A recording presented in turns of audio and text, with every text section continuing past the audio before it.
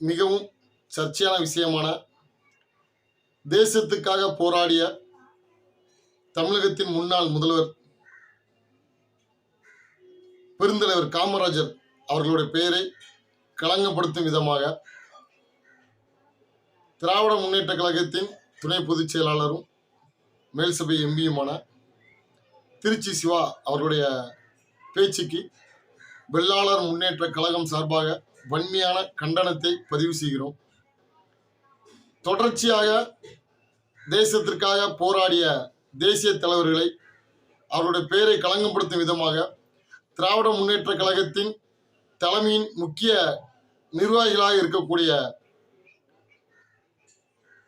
ஆண்டிமுத்து ராசா, தற்போது திருச்சி சிவா தொடர்ச்சியாக பேசிக் கொண்டிருக்கிறாங்க.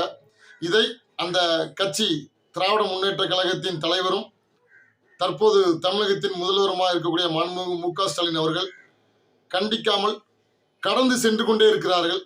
இதை தேசிய தலைவர்களை நேசிக்கக்கூடிய அவர்களுடைய கொள்கையை பிடித்து அவர்கள் கொள்கையின்படி நடக்கக்கூடிய எங்களை போல் உள்ள இளைஞர்கள் கடந்து செல்ல முடியாது. இதை நாங்கள் வன்மையாக கண்டிக்கிறோம். திருச்சி சிவா அவர்கள் மீது நடவடிக்கை எடுக்காமல் தமிழக முதல்வர் மு.க. ஸ்டாலின் அவர்கள் கடந்து செல்லும் பட்சத்தில் இது மிகப்பெரிய ஒரு எதிர்ப்பு அலையாக திரும்பி வருகின்ற சட்டமன்ற தேர்தலில் திமுக படுந்தோல்வியை சந்திக்கும் என்பதை இந்த நேரத்தில் நான் கூறிக்கொள்கிறேன். நீங்கள் பெரியாரை தூக்கி பிடிப்பதோ இல்லை கலைஞரை தூக்கி பிடிப்பதோ தவறில்லை.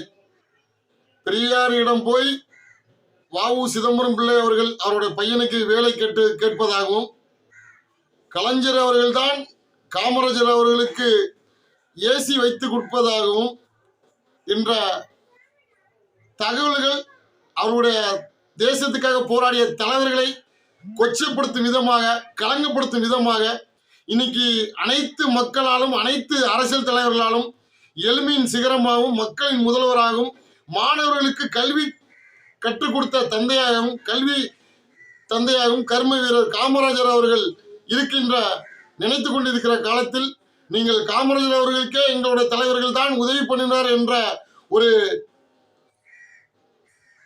பேசுவதை எங்களால் ஏற்றுக்கொள்ள முடியாது. இதை உங்கள் தலைவர்கள் நீங்க மிகைப்படுத்தி பேசுவதை அது நீங்க வேற எப்படினாலும் பேசுங்க, தப்பு கிடையாது.